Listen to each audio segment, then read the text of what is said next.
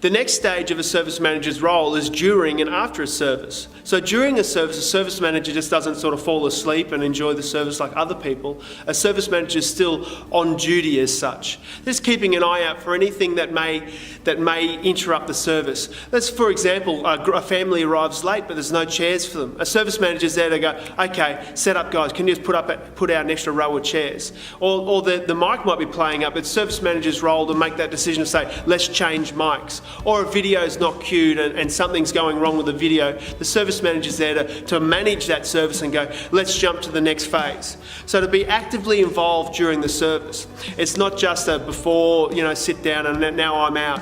It's to be actively involved. Now this activeness during a service takes the pressure off, well, honestly, the pastors, Jessel and I.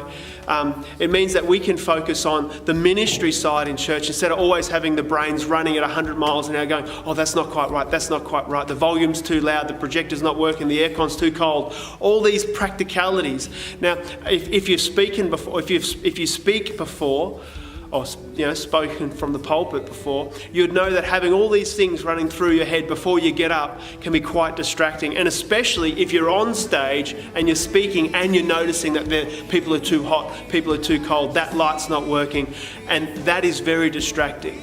So your role during the service is to really be that person who's aware and making the decisions. We empower you to make those decisions. You have the authority, we've empowered you to go, yes, I'm the service manager, I have the authority to run this service the way I see fit. And that's why we chose you, to make those calls that other people might go, oh, that's not right, but they might not do anything about it. You have the authority to do the things about it. So you might be up and down a few times during the service, seeing the sound guy go, hey, look, that's a bit quiet, that's too loud, that bass is really hurting people's ears.